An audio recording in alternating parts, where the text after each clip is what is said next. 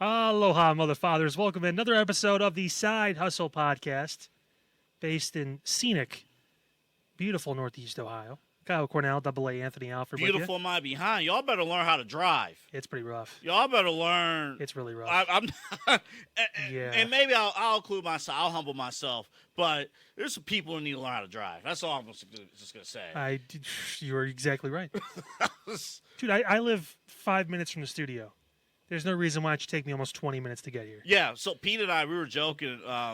Honestly. Or not joking, but it was like they built the new Valley View Bridge here in Cleveland. Yeah. And the whole point of extra lanes is to allow extra traffic. Yeah, express lanes. Yeah, express wink, lanes.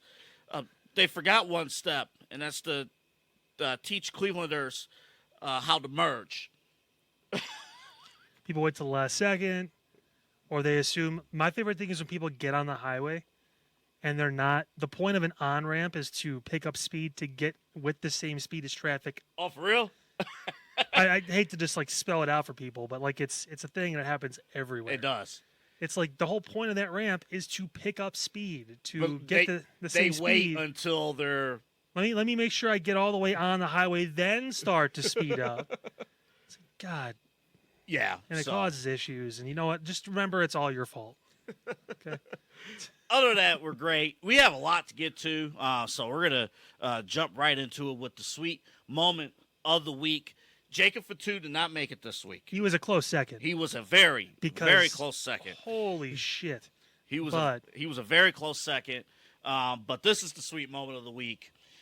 First off, the acknowledgement of the original Wyatt family, and to talk about, we was thinking okay, are we going to get the reveal of all of the characters of the Wyatt Six? And I like how they're peeling the onion behind the Wyatt Six while at the same time Bo's on television and, doing his thing there, chat. It's great. But Erick Rowan, his story needed to be told. His story, to me, honestly, besides Bo, is the most important story to be told out of the foundation of the Wyatt Six. I mean, you brought this up from the beginning when they first there was rumors about who was going to be named and all that kind of stuff, and he was obviously one of the names that was always mentioned because his connection to that family, no pun intended, but I mean just the Wyatt name and all that stuff too and everything all the way through has been ever present. I mean, you see it in the picture behind us. You obviously know about it if you watch WWE in the early to mid 2010s all the way through to now, or if you watched a little bit then and stopped or whatever it is, but he was in the first Wyatt family, the first incarnation, all the way back down to NXT. And how about the powerful moment? He was talking about it on the tape. He's like, I lost a brother, and I had to learn how to get back on track, get back going. It took a minute, but I finally got back on track. As soon as I got back on track, I lost another brother. And as even the strongest will break down, and that's what happened. He even said to you, then who cares about Eric? Who cares about? I'm just Rowan, right? That was his whole line. I'm just Rowan. Yeah. Who cares about me? And it's true, and it kind of ties into the whole narrative of the Wyatt Six being a group of people that have been kind of outcast, and I think Bo has played the role extremely well. I am a little upset his last name is still Dallas. I don't know. People if on it's fucking changing. social media are on my ass. He's not. I'm like, he's literally his brother. You can get away with calling him Bo Wyatt. It's fine. Believe me, a lot of people don't want to fucking see Bo Dallas anymore too. It's why, but I mean whatever. It's not a bad name. He just there was a wide open, slam dunk right there. It is. But also Triple H, he's doing the thing, and I got to give him credit for it too, where he's rewarding people that remember. Mm-hmm. You remember Bo Dallas when he was, in NXT, when he was the Bo Leave guy and all that stuff. And he was still Bo Dallas when he was with The Miz and all that. So it's hard to just automatically just change someone's name unless there was something serious that happened for why he would do it, which, I mean, this does kind of fall in that category, but nevertheless. Well, remember the Triple H playbook you laid out, and we have established multiple times. If that name were to be changed, there will be a reason on television that they'll explain it, and they'll get to it. They might still do it, and they might still do it. We're not there yet, but we're just learning about the new Bo Dallas. Interesting, it's freaky to me how he looks like a little bit slimmer version of Bray. he almost looks exactly like Bray. Like even when he walks out, if you shoot him correctly, like with the camera, he looks exactly like Bray. It's the angles. It's wild. It's the angles. Like I want to say it might be the sideburn. I don't know. But it's just the way it looks. And think about this. To go back to Erick Rowan for a second. He's a broken man. Arms reached out. Didn't think anybody would, he was left for dead. And it was, we assume, Bo Dallas or Uncle Howdy that reached their hand out and brought him into a new family. But honestly, this right here, that was great. I know, I know the Shield is thought of in a light, and the Wyatt family around that same time, they bring back vivid memories for those who watched, as you mentioned, who watched WWE at that time, and legacy AEW fans too, who was there for the Brodie Lee story. Yeah. Until that ends. So if you connect it with his story from that standpoint, ouch, that hurts. Yeah, I mean, if you're a dumbass AEW fan, I'm sure you really connected pretty well with it. Brodie Lee was the again. Yeah, he had a rough go about it too in AEW because that was not, the Dark Order thing was dumb, but he's obviously a great talent. He did what he could. And again, I never blame the talent to an extent.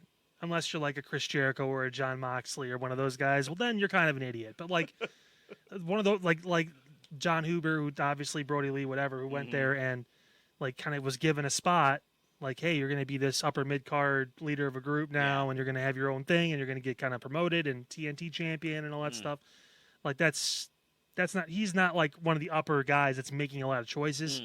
Then again, we also found out Tony Khan doesn't even do anything unless people just literally do whatever they want, write their own stuff, and then he'll just critique it right before they go out. But I mean, this is what it is with that. But this was great. I mean, you felt it because it was real, and it's one of the things we've talked about multiple times in this Triple H era, so to speak, is that people are being allowed to be themselves, and he felt real. It felt like if I had lost two brothers, how would I feel in that moment? Probably like that. Where it's how would like, you feel just to lose one? I mean, yeah. To lose just one, and then, and then after a while, you think you're back at your feet, and you get knocked down again. Like it's a haymaker. It's something that hasn't been captured probably since the Attitude Era. The realism of like the moment of the people. And it's, they're playing characters, but it's also real in this sense where it's like, these guys actually passed away. I was legit traveling with them for a decade. I knew them. I grew up with them. In this business, I became famous with them. I learned from them, and they're gone. Like it was heavy, man. I did see somebody on the Busted Open on Sirius XM, their Facebook. A fan mentioned this was not the right way to go with the Erick Rowan stuff. I'm like, what's the right way? I'm like, this is the only way. Yeah, this is the only way. He's the biggest connection besides Bo, like you mentioned, to Bray and to Luke Harper. Yeah, this is the connection. That's you have to, and what was established when this story came about what now, a month now? When this story came about, they made it clear. The writers made it clear, in the Uncle Howdy character, you're not running away from criticism. You're not running away. Hey, Bo, don't you think reforming the family? Are you doing it to seek attention, for Bray Wyatt? Like, are you doing this for attention, or are you doing this for the right reasons? Yeah, doing it, like, against, like, his memory or whatever. Was trying to, like, he just basically said, I don't want my brother to be a mausoleum. I want people to remember. So, I mean, this is a thing where he gets to do it now, too. And, again, there was going to be a first person that was going to talk besides him. It made a lot of sense that I was Erick Rowan. It had to be. You can make a case for Nikki Cross. I personally believe it had to be him. It had to be. It had to be him. Because of the connection. Unless Alexa Bliss was involved in this, it had to be Erick Rowan. Yeah. And even Alexa's like, okay, at the end, she was with Bray a little bit. That guy's been there since day one. Yeah. That's the compound. Yeah. Man. I legit miss the original Wyatt family. I really Look at that couple of swamp monsters. Look at them.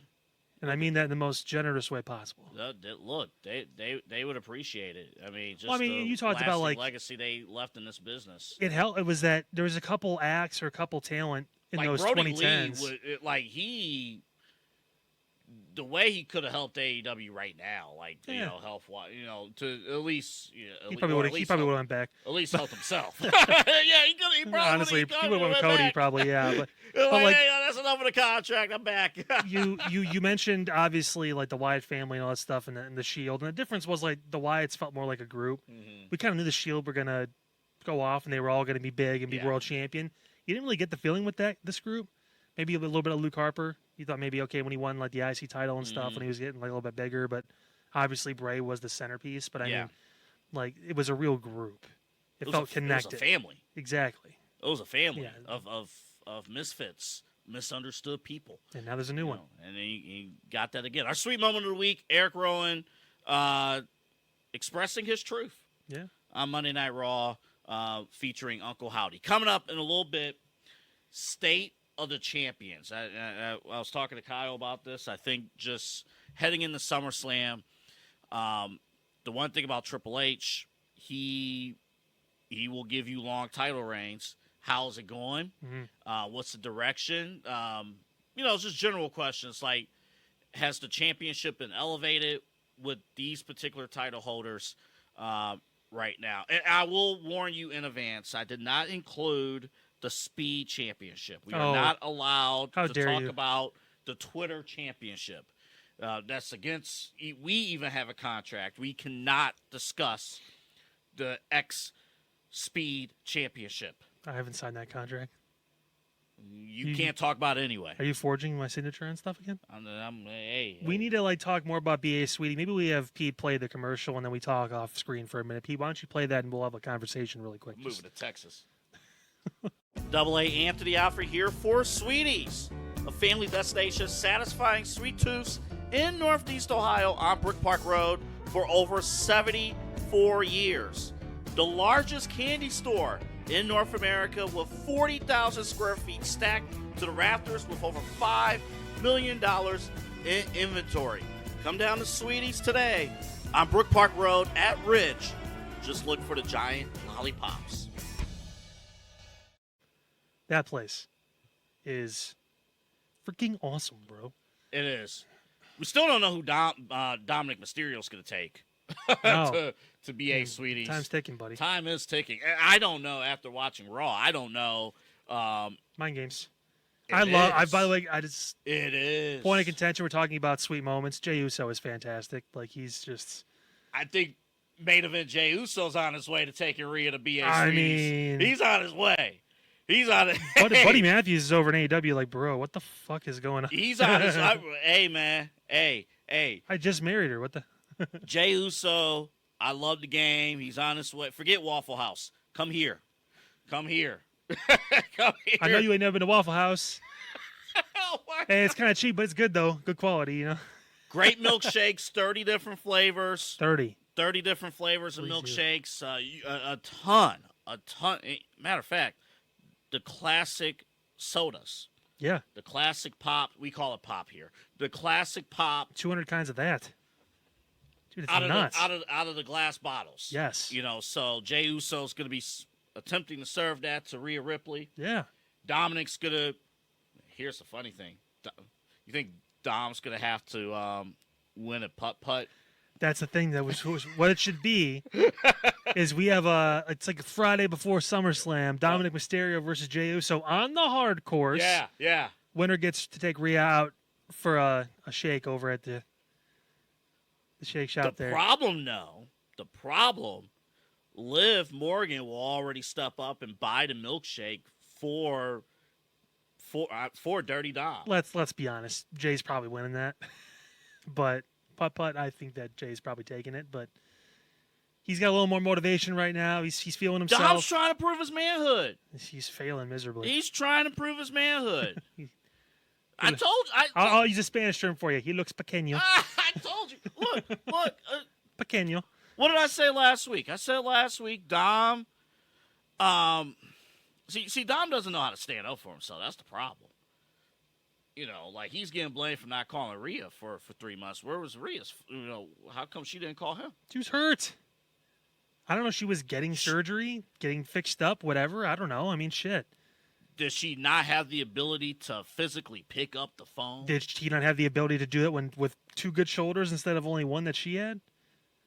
He could have used the other shoulder. It works both ways. They're both at fault here. If we're being completely honest, if it like from these last 3 months, yes. From these last 3 months, Dominic's shoulders have been hurting too. He's carrying nothing. He's carrying a significantly smaller woman on those shoulders. SummerSlam 2 weeks away, coming up quick.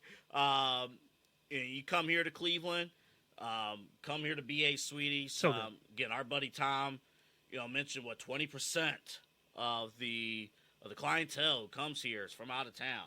So let's say like, hey, you don't like shakes, you're not a big fan of the soda, the bottles, all that stuff. You don't want to. I don't know if I want to play putt-putt. They just have candy too. 180,000 different kinds of candy bars at any given point on the floor. We told you, if you want to get your steps in, go to BA Sweetie. And the popcorn balls. Oh, my God. And the popcorn balls. They make their own popcorn. Yeah, they do. Fresh popcorn. I'm not talking about Hardee's.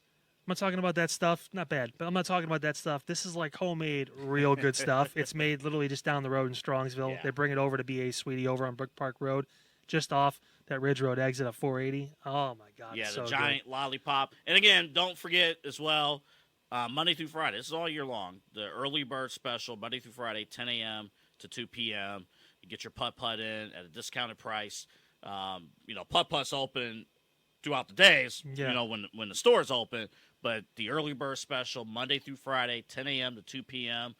I'm sure you guys got some vacation days. Oh, my God. Especially in the summer, man. Yeah, it gets hot later in the day. Yeah, it does. Honestly, it really does. Take advantage of that early morning, get some money off, too, and have a great time with the kids. Or take a date out there, whatever it is, a little morning thing. Do it. Get it done. 6770 Brook Park Road in Cleveland, Ohio. Again, off of the 480 Ridge Road exit. Make a left on Brook Park Road. You see State Road, turn around, don't drown. And you see the lollipop right there. Go right on in. There, BA Sweeties. Again, thank you to Tom. Thank you to everybody at BA Sweeties for supporting us and supporting this show. And, of course, none of this is possible without you guys tuning in and commenting on our social media platforms each and every single day. Before we go to this, really quick, we kind of teased it a little bit as far as finishing second. I want to give Jacob Fatu his flowers a little bit as well. Yeah, go ahead. Also for content purposes, because it's the bloodline, so people watch. But, I mean, oh, wow.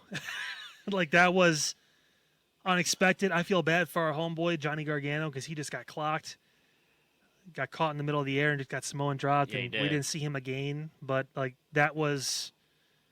He'll be at the Cleveland Clinic soon. He'll take over. Oh, my God. Like, I sent you an article. As we're advertised. We're not going to have time to talk about it. We will soon, though. The ceiling for Bloodline 2.0 as individuals. And Jacob Fatu, and we're not kidding when we say this, future world champion potential. He could be bigger than anyone with the exception of maybe Roman.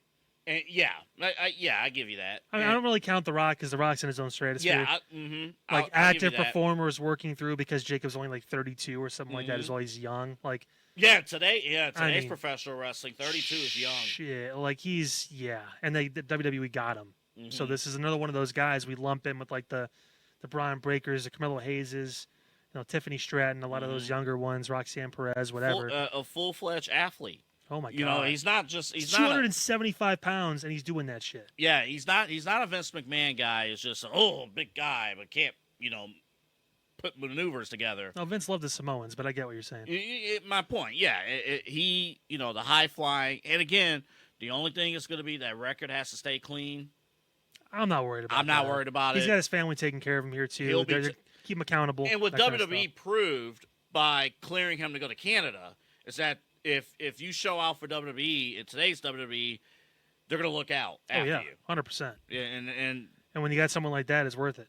And honestly, if you're a free agent or independent somewhere in professional wrestling, we're not condoning, violent, don't rob a bank. or anything. Don't have an armed robbery on your charge list. Exactly. I think that's fair. But if you work hard, if you do the things you need to do, and you grind, and Triple H sees the investment in you, he's going to go out of your way. It's honestly, for you longtime football fans, it's the Jimmy Johnson treatment. If there's potential, it's going to happen. Yeah. All right. State of the WWE Champions of July of 2024. We're just doing Raw and Smackdown. So sorry, NXT. But Ethan Page, I think, and you're in good spirits there. But let's just get right to it. We got a ton to do. So here we go. And we start, obviously, at the top with the undisputed WWE Champion, Cody Rhodes. 101 days. You're going to actually see 101 a ton on this show because a good chunk of our champions WrestleMania won at WrestleMania. Oh, jeez. So, defeated Roman Reigns. Yeah. Since then, he's faced AJ Styles twice, including, I don't even know if you called it wasn't a retirement match, but it was a write-off match for AJ. The write-off match with that. Sorry. And then he faced Logan Paul at the King of the Ring pay-per-view. Yeah. But now he's officially in Bloodline business. How would you assess Kyle, 101 days, 101 days as champion, since taking the reins, no pun intended, from Roman Reigns as the face of WWE? Has he held up to his standard? I was never worried about him being over and the top guy because he's been that way for years now, at least in that company. But matches are good. Storylines are... We were waiting for the Bloodline thing to kind of come back full circle, and we kind of figured something was going to happen involving SummerSlam. If not that, Randy Orton. They've been teasing big time that Randy's going to turn on him. Big time. I'd imagine probably now they probably have Bad Blood circled as an opportunity for Randy to do something there because obviously we assume Roman's going to come back at SummerSlam and he's going to take the Bloodline and that's going to move away from the championship for a little bit. But yeah, as expected, it's always more difficult as a babyface champion than it is chasing. Mm-hmm. But at the same point, the reward for being champion now, I mean, it is what it is. He's got to be able to kind of handle some of the people are like, oh, well, it was a great moment, maybe the best ever, but now it's like, no. I remember the week after WrestleMania. People were pissed. Like the week after, oh, nothing's happening. Well, what's supposed to happen there? Can you imagine? Roman's going off TV. They're not going to, he's got no one. There's no immediate next person up. You can't have the Super Bowl and then, week one is going to be just as epic as the Super Bowl the very next week. Well, sometimes they do like a Super Bowl rematch. But right, but that's what I'm saying. Is just like, okay. But that's also like 6 months from when it happened. That's 6 months of build-up. Yeah, like you were able to like kind of talk about it, get it there, all that stuff. That's kind of what SummerSlam has turned into now. It's the second biggest show on their card, and it's eventually going to be 2 nights. And now it's this thing where it's like, hey, this is the either culmination of some new bigger stories or the continuation of some that need to continue from WrestleMania that have different spokes that have come out. So I thought Cody's run, I think Cody's run to this point has been pretty good compared to Roman Reigns. He's on television every week. Roman early on was. No, but, I understand that. I'm just saying. It's hard to remember compared to last year. And that's been a challenge too. When you're used to that championship or the presentation of that championship only being a part of your weekly television shows every couple of months, and now Cody has the task of, I'm here every week. Mm-hmm. I'm at house shows. I'm at every SmackDown. I'm at occasionally Raw. Like I'm on every show, and I'm the top champion. So how do you book that? And I think Cody has done well. You needed that cool down period after Mania. Look, they weren't going to move Solo up to Backlash. He wasn't ready for that moment at that time. I think he's ready now for SummerSlam. AJ was that perfect respect factor filler opponent. Yeah. Logan Paul fulfilled the superstar aspect at King of the Ring, And also what's interesting too, Cody as the babyface champion. Hey, I'm the standard, and watching him as the babyface, now knowing, hey, he is not the underdog. Nope, he can't be. He's the guy. He's the guy. Yeah. And now the next evolution is coming up at SummerSlam with Solo, and you know, I find the confidence of him knowing that he beat the Bloodline before. Will it be too much ego about Bloodline 2.0? I'd be literally shocked if they gave the title to Solo. I don't expect it. Yeah, I would be. I mean, that's we're gonna get some near falls here at Brown Stadium. Yeah, but I don't know. Like near falls is like, okay, is Cody a little bit overconfident here? I mean, that would be a nice picture though. Solo ends up winning, then all of a sudden Roman's music hits. Wouldn't that be something? What if he acknowledged him? This is a talk show, so let's just explore it for a hot second. Let's say Solo wins the championship at Summers. Let's just say it happened. Would you deem Cody's championship run to be a failure if he did not continue as champion beyond SummerSlam? No, not really. I mean, now he gets to go right back to where he was at before. Mm-hmm. He talked about it. He made the joke about Randy, like, oh, Randy's been champion 14 times. I'm just trying to get it once. Mm-hmm. Like, now he's felt that. Yeah. He knows what it's like to get to that top of the mountain, so we should expect more from him. And I think to build your legacy, right now, Cody Rhodes is not a WWE Hall of Famer. I agree. He's not, and it's a strong statement. It's not a knock on him at all. I mean, great accomplishment, first Rhodes to do it. I get it. That's great for the family, but for WWE Hall of Fame, he doesn't have the stats yet. So he's got to have this long reign that like rivals Roman's, or he's got to win multiple times to build up that resume. He's got a pretty good resume from the mid card, but the upcoming Randy Orton feud this fall is going to be the stuff of legends. I'm not kidding. It's going to be heel Randy is going to be going all the way back to the days of Legacy, which I almost forgot about. I go back going all the way back to those days. So to be continued. I turned my flash on by accident. To be continued. Whoopsie doopsie, didn't mean to make it right turn here. Sorry. But hey, Cody, as far as making kids smile, making family smile, being the face of the company. To our knowledge, he's still going to be the best man for a guy. Also Anthony. So coming up next year. So Cody Rhodes, 101 days as undisputed champion, defeating Roman. The next key, who will eventually be Cody. I spilled my answer. You can see it on social media. And when that'll happen, I think we'll have time down the road to discuss that. All right. Damian Priest. There's that number again. 101. 101 days. World heavyweight champion. We know the story. Defeated Drew McIntyre after McIntyre's long 5 minutes and 46-second reign as world champion. I thought this Monday on Raw, though.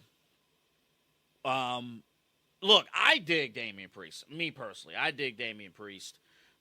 But he is out on a mission, we believe, to prove that he is more than a transitional champion. But so far, all the outside stuff that's been going on might have hurt him to this point as world heavyweight champion. I will say this. So I've been iffy on him for a little bit. I'm kind of like waiting for him to step up, and there's been some moments, and they're featuring him a lot. For some reason, when him and Gunther actually fought, I got I set up, like actually watching him fight. I don't know what it was. I think the promo, he's got the voice, the deep voice, but it's not like there's not a lot of inflection in there. It's kind of a lot of I don't hear a lot of emotion in it. Even when he talks about his past, which he has had a tough go of it. Honestly, it's been. He talked about it on Raw this week. It's again being yourself. Like he's being honest. It was not easy. He lived in his car for a while. Like it was. He did what he had to do to get to this point. Like the heart's there, but I want to feel it more. I want to feel it more. But I did feel the hit, the punches, the slaps. Like he brought physicality to that I think it makes me want to see the match. At first, I was kind of like, I don't know if it's going to be like, are they going to put someone else in there? Yeah. We talked about it before. Money in the Bank, was he going to be champion? We didn't know. I was down on that match going into the SummerSlam. Now I'm excited because the physicality was great. Gunther's an asshole and it's perfect. Like he's that stereotypical like rich boy, got all the and he's talented. That's the worst part. When you're rich and you're really good at what you do, God, like that's like fuck. All right. Damn. Like literally born with a silver spoon in his mouth. Yeah, not even like from a wrestling standpoint.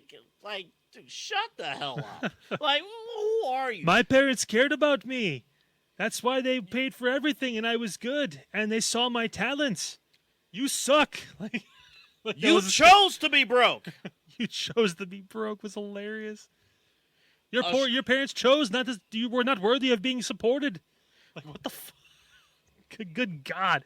There's truth. You hear this, Pete? There's truth in there. You hear this nonsense? But that's the fucked up part. Though. I know. There's truth in those statements. There is. But you got to be a real dickhead to say. Oh God. Like, you got to be like the worst person to say that shit. A couple of strong video packages will help Damian. Yeah. Well, a couple, maybe one strong. Like I think the backstory. Not to give a hint for something we might talk about at a future show, but a strong backstory. A strong, like really drilling in, because I forgot about his shortcomings. Because when you feature on TV this many times and you do so many things, leader of the Judgment Day. He's been trying to keep the Judgment Day afloat, but he's trying to also prove himself on his own. Like, there's a lot of stuff that he's trying to do, trying to accomplish. So sometimes you forget about the backstory, and I think fans and we need to be reminded. This was his upbringing. Why is that championship important to him? I would say, I would do the physical stuff. I want pull apart brawls first, and then, pre-show, SummerSlam leading up to it, Friday, whatever, you can play a package. That's when you do the really hook people in. You could do an interview. You could do that, too. Yeah, buy people in with his physicality, and then once they're like, yeah, holy shit, he's standing up to Gunther, then show them the story because they're invested, and they're like, I actually kind of like that dude. By the way, if you don't believe that a face turn is coming with Damian Priest, a little backstage interaction with main event Jey Uso, Dominic Mysterio, Waffle House. So if you don't believe that, soon they'll have that conversation about BA Sweeties when they try it out and they love it. So, that's the babyface run is there with Priest. I don't know if he will retain that championship past SummerSlam. I think he will. But I think them laying thick onto this story, though. Well, so the avenue I see them going, they're really promoting the fuck out of Bad Blood. I think that's when the Finn Balor, Damian Priest thing probably happens. And honestly, Finn might win it. Good. He really might. Also, there's another international pay-per-view at the end of August. Bash at Berlin. In there, too. Tied into that story, Liv Morgan. Now hers is not 101. No, it's only 54. 54. It's hard to remember, but when Rhea Ripley dropped the championship, Liv did not win it. I think, and I had a issue with that initially. You did, but it played itself out. Becky won the championship, only for Liv to beat Becky. Yeah, and has her run. People have been saying, the ones who hate her storyline with Dominic Mysterio will say, well, she's not really looking after the championship. She's not really looking after it. Stories matter, too. Well, yeah, but the thing is, no one serious has stepped up, so why should she care? Rhea's now stepped up. You see Liv's being a little more cautious. Mm-hmm.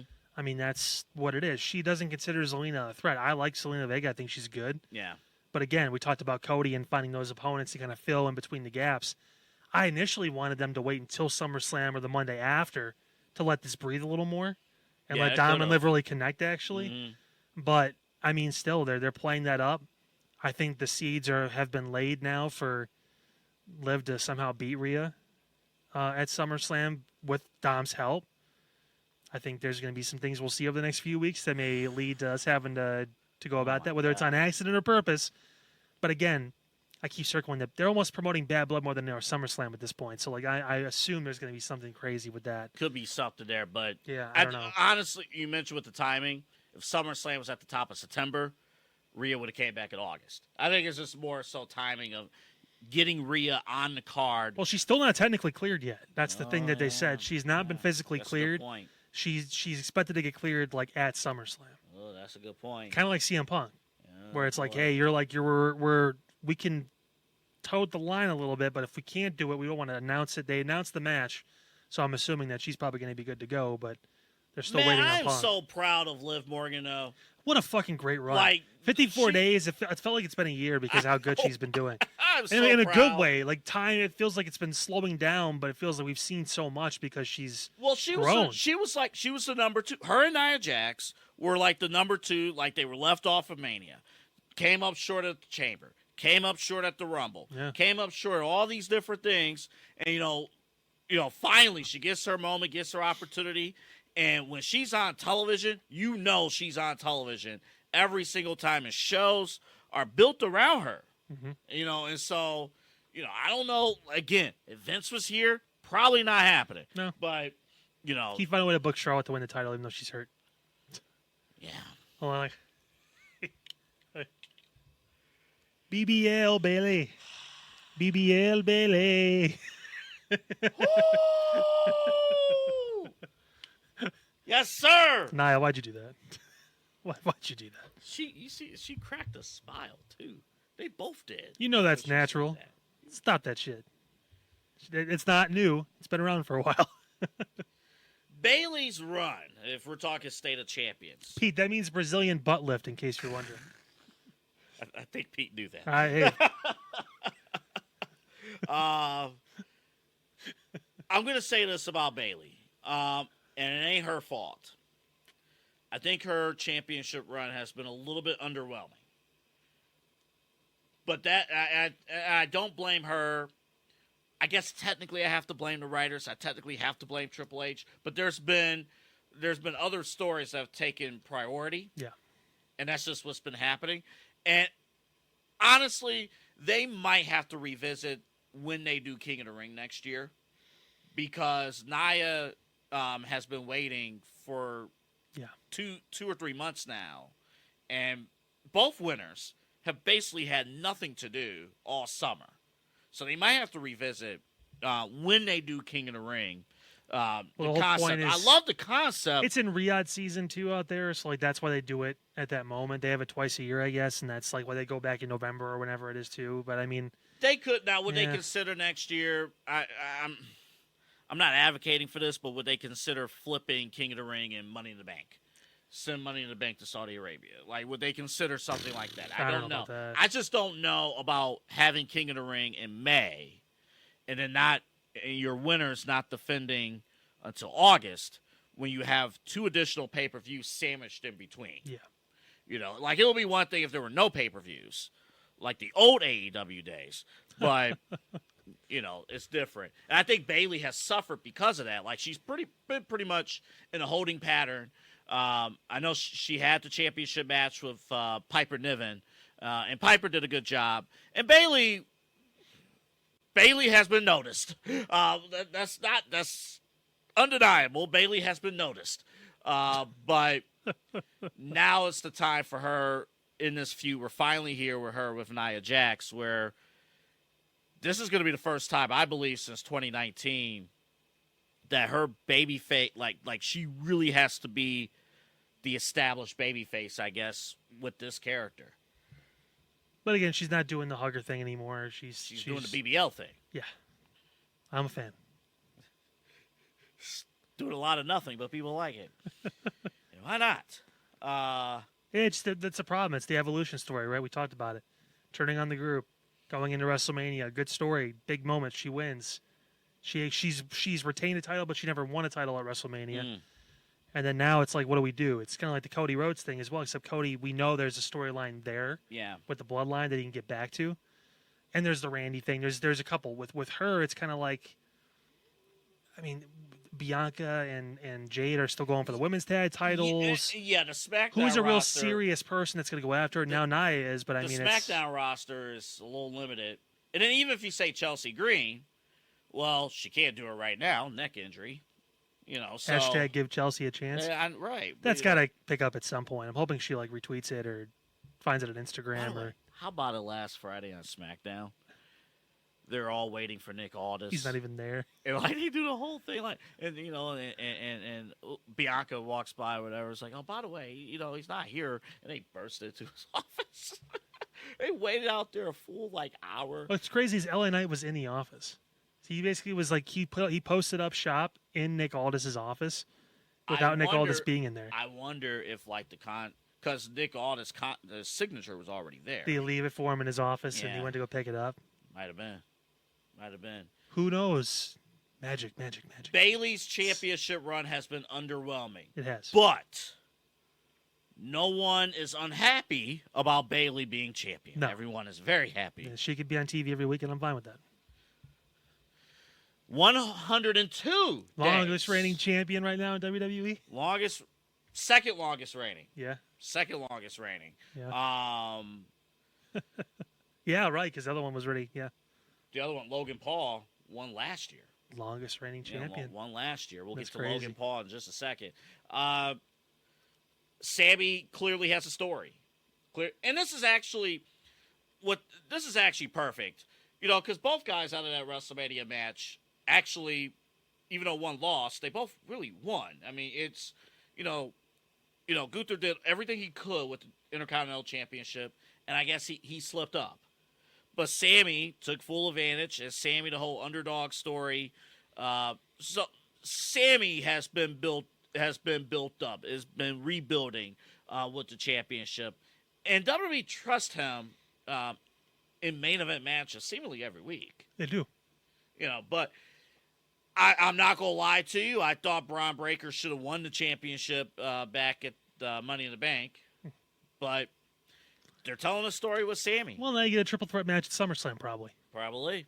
Those two and Ilya, which will be fun. And the whole point, and Sami, the previous Intercontinental Champion recipient, did this, making that Intercontinental Championship important. It's like that's the one belt, and the secondary titles are the ones where, man, you put somebody there who doesn't deserve the championship, that championship doesn't even appear on television. No. It's got to be a spot for someone that's on the rise or that's established and over with the fans that can get someone else in that spot too. That can bring someone else. Like Braun Breaker can be, if he wins the IC title, Ilya Dragunov. If he wins the IC title, that's big for them. That kind of another notch on their way to being main eventers on the main roster. So, I will compliment one thing before we move on to Logan Paul. I do believe Sami Zayn's mic work has improved. Oh yeah, during this chance, you sense the confidence. He's no longer the underdog. He said it himself. Yeah, he's a champion. You need to bring everything. If you want, I'm going to go after the best, but don't just say I'm just going to lay down. Sami's a cool dude, and all this perhaps is building up towards Sami maybe rejoining Bloodline 1.0. If no other Samoans get signed. Yeah. There's 10 of them in WWE now. This is for you. This is for your father. This is for your 97 cousins. 257 days. Could not believe that number. Could not believe nuts. it. You got to go back to the first week of November when he won the championship on SmackDown. And it all comes to an end in Cleveland in a few weeks. Yeah, it will. Hard to believe him and L.A. have been feuding. They feuded before going into Mania. Yeah. And then... Little break, and then we're back at it. Like a crack addict. Yeah. uh, Logan Paul's been fine. Honestly, when I think of Logan, I don't think of the U.S. Championship. Really? I really don't. But I think he's given a lot more time than I thought he was going to.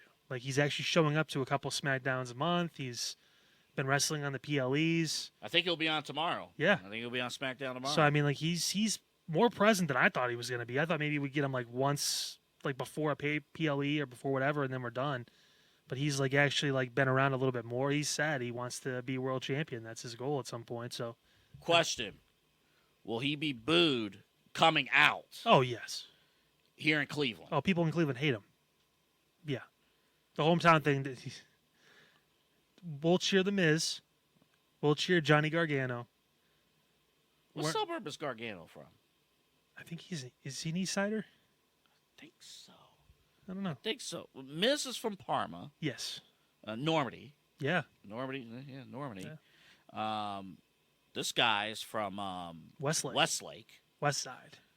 From the tough streets of Westlake. The mean streets of Westlake. Johnny Gargano. Where is... I want to say, like, does, like, Willoughby sound right or something like that? I feel like that... I don't know. It probably just says Cleveland, but I looking it up. This well, yeah. Kareem Hunt's from... Oh. Gargano's also a West Sider. Really? Lakewood. Oh. Lakewood. He might still live in Lakewood, honestly. He might. I told him... He lives here. Like, that's where he's at. Johnny and Candace Yeah. was at the David Njoku celebrity baseball game back in June. Like, and that was the day after a live SmackDown from, like, another part of the country. Flew back and made that appearance. So, yeah, I think they're entrenched here in Cleveland. Oh, yeah, they are. Sure. Logan Paul is not. or his parents still live in Westlake? I think his parents do. Yeah. I think he has a residence here. But he probably has. He lives in L.A. Well, he actually lives in Puerto Rico. Yeah. Yeah, he used to live in L.A. when he was a Viner and just a YouTuber, but now he's so much bigger. Yeah, represented the United States. 257 days as U.S. champion, traveling the world. Some good stuff there. It was not intended to be. All right, we're not going to take too much time on these tag champs. I'm sorry. It's the means to an end to build something bigger with a bigger story in mind with the Judgment Day. So, also I like that JD got a title. That's kind of nice. So, he gets shit on a lot, but that big ass head. Real awesome. Taking the belts off. Awesome Truth winning the championships at Mania was great. Yeah. But it ran its course. I have to watch Miz's A&E special. Me too. Good things there. Speaking of Gargano, Lakewood's own. Wait. There he is. Good job, boys. Man. Now you just got fucked up by Jacob Fatu, but it's okay. Don't worry. Yeah. Maybe they're probably going to face the Bloodline at SummerSlam. Well, no, they might be busy. Maybe the SmackDown that'll be at Rocket Mortgage Fieldhouse. Oh, they better no. Like, listen. No, DIY. We'll see. It's only one night. SummerSlam is only one night. We didn't get the 2-night treatment. I know, but like, they need to be on the card at SummerSlam with the titles. That's all I could ask. 12 days. It might be like a multi-team match, which is fine. But I think they'll be on the card. Who teams? Is it Tama Tonga and Jacob Fatu? Because Tonga Loa is just hanging out. Tonga Loa, missing low blows. Talk about somebody who does not have a high ceiling in Bloodline 2.0. Oh, wait. How do you mess up a low blow? No comment. We know what the pecking order is. So we knew from the beginning. Man. When they brought in the guy that was riding on pegs back in the old WWE days, I got a little nervous. God, that's crazy. 33 days. They actually have they have a name. This team. It's like it's the Unholy Union. Yeah, they have a Unholy name. Union. Yeah. I apologize. Isla Dawn and Alba Fyre. Yeah, that. Isla Dawn is. They're great. They're not on TV as much as I would like for them to be on television. The women's tag titles are strange. It is. I think eventually the focus will be on mid-card titles for the women more. Mm-hmm. But, I mean, this is one of those spots where the reason why it was over, too, is because it was Jade and Bianca. Yeah. Now it's, again, 2 wrestlers that weren't getting the push they deserved. And they have them. And we're waiting for these other groups to form, like Damage Control's in a weird spot. the Sonya Deville group now is starting to make They some might be names. next in line. That Yeah. group, they might be next. So I mean, there's room there, but like the actual women's tag teams, like Katana Chance and Kaden Carter, those ones that are actually like built tag teams, there's not as many of those in WWE. Yeah. You have to have and build a division to get there, and then ideally you want to have tag champs on both shows. But I know you hate having all the champions, so No, not at all. No. I'm actually still this won't happen, but I'm of the opinion that you brought up the mid card, like the secondary championships in the women's division. I would rather have those than the tag team champs. But it's fine. I mean, the tag champs is fun because you can. I agree. Because you can go on each show. Yeah, but so I mean, like, fuck, but whatever. they don't really take advantage of that. No. But I honestly, again, I'm glad we're on the same page there. I almost would rather just have to. And you can invest real time in the singles titles too. And then, again, if it becomes a point where like you have more time, or there's a different way to do it, or it could be just on one show. Yeah. I mean, that's one thing. Could but do yeah, that. it's the bouncing back and forth between all three shows. Is the like, I don't know if you can really. Yeah, and it's tough to book. But I like them. I like them. I like the talent. I like them. This is one of the spots where it's like, I like them. So we taped. I'm going to make this quick because we're a little under time constraints here. We taped on Tuesday last week. Yeah. So that actually gave me time to like thoroughly watch Dynamite and really, really kind of zero in on what the issues are. So this was their card last night. Which, by the way, giving away a pay-per-view quality match. That's their all-in match On free television. Will Ospreay versus MJF should be the main event of their all-in match. Giving that away. But TNT is in some shit. They're going to sue the NBA because of the matching rights thing. So everything's being held up until that's resolved, and that may not be resolved for quite a while. Good luck. They had some layoffs. I know we crack on AEW. Kyle does more than I do. I know it's a fun thing to crack on AEW, but they're kind of in a tough spot right now, and we'll see what happens. But where I will really dive in with AEW for a hot second, when I'm watching this, who on this show could cut a promo? Like a good quality promo. Not name MJF. Not name Chris Jericho. Well, take it easy now. But you're going to get where I'm saying here. Like, MJF obviously is elite when it comes to cutting promos. He's elite every way. MJF is elite. Chris Jericho has the ability to cut a good promo. The ability. Haven't seen it in a while. Right. But that's why I said ability. Probably Edge. But I'm watching Will Ospreay. I love the dude. But I'm like, he's out there. The presentation is fine. He's sitting on top of the turnbuckle. And it's a struggle getting through the promo. Then I'm watching the world champions, Swerve Strickland. Again, dig the dude. The promo was dreadful. Like, that's not what AEW is about. Like, just dreadful. We don't do that. We actually wrestle. And I'm sitting there, I'm watching this show. And I'm like, oh my God. Sasha Banks might actually be one of the top promo people on that show. For the people that say, like, the promos don't matter, like, we like watching professional wrestling, and WWE isn't professional wrestling. Professional wrestling is parts of all of it. It's not just the physical wrestling in the ring. It's predetermined. It's not fake. I'll never say it's fake because it's not. I trained for it. It hurts. It's a bitch. But the decisions are predetermined. So if you're just going out there and rolling around for 45 minutes with no reason why anyone should care, who the fuck wants to watch that? Oh, You have to build a story, and you have to be able to cut promos and get people invested, not just be really good at doing flips and moves. Hangman Page. Hangman could cut a good promo. Problem even with Hangman, though, is that with the Punk history, he's an asshole. Can you trust him out there? No.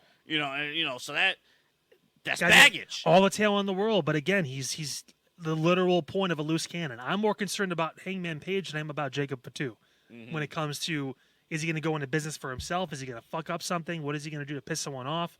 Like, it's the same thing with the Jack Perry, too. It's like, dude, you're not as good as you think you are when it comes to that. Chill the fuck out. it amazes me, like, you know, when AEW was on the high that they were the first couple of years of existence, I'm like, wait a minute, how come they're like newer talent? We mentioned the pillars of the company. How come none of these guys, how come there's nobody in the building teaching these young guys how to cut promos? And the problem is the people they brought in from WWE are not, I guess, for the exception of Jericho, but he's been messing around these last few years. They're not experts at cutting promos. Moxley was okay at it at first, but it's the same thing every time. He lost his way. And he's lost it in more ways than one. Mm-hmm. Again, when you drift away from the cozy confines of structure, it's crazy what happens. Danielson, amazing in-ring. We're not questioning his in-ring talent whatsoever. I never will. But does he have the ability to really... he could cut a WWE level acceptable promo and get people behind him and stuff. But again, lack of direction. You know, like it really hit home. I'm like, on one hand, Tony really doesn't have the ability to do good stories. But then at the same time, you say, hey, Mercedes Moné, go out there with Britt Baker and sell this story. And you have two women who can't really cut promos. So even a dream match in the company, a money-making match, you can't even really promote because no one can cut a promo. It's sad. And MJF can't be in every feud. No. Well, they're already blowing their load now because it's the big 250. It's like, who the fuck cares? You have your big stadium, your version of WrestleMania coming up. That's the match. And it's in London. So Will's going to be super fucking over. MJF's an asshole again. That's the whole point, right? So, I mean, like, do it. Like, they're wasting this. Yeah, they are. But it's that was my observation from watching. Short-term booking. Just, let's try and pop a number. We can't. From watching last week. You're going to try and... The time has come. A lot of interest. Shockingly, a lot of interest. Yeah. Because with Moxley is a superstar, but AEW doesn't treat him as like they don't know how to treat him as such. And it's just been an embarrassment. We're short of time. We're gonna do this on Saturday. Go to the YouTube page and watch the clip of me talking about Moxley. Your comments have been outstanding.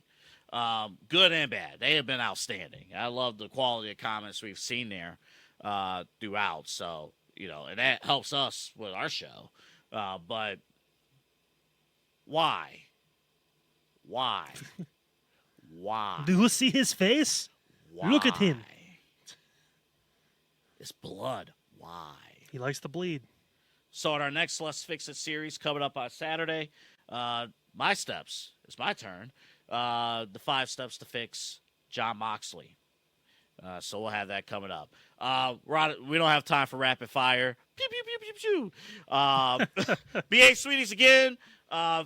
Interstate 480 off of Ridge Road, Brook Park Road, the Ridge Road exit. There you go. Take a left off Brook Park Road. He's flustered now because... Giant lollipop. Pete's holding a giant grandfather clock back there and just making me look at it. Hit the post. Go there, check them out, BA Sweeties.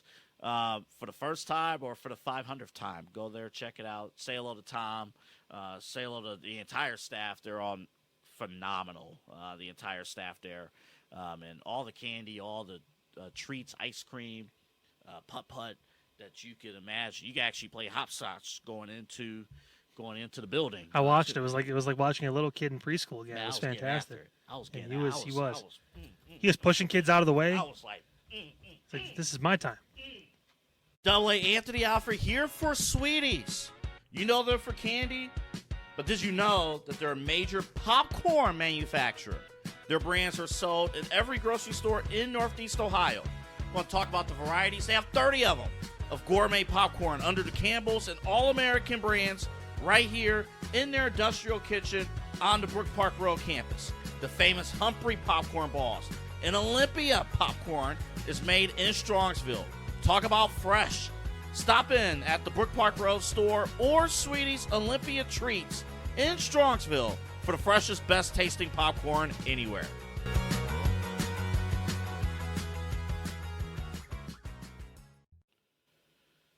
$30 different flavors. You see it right there, made on the premises there.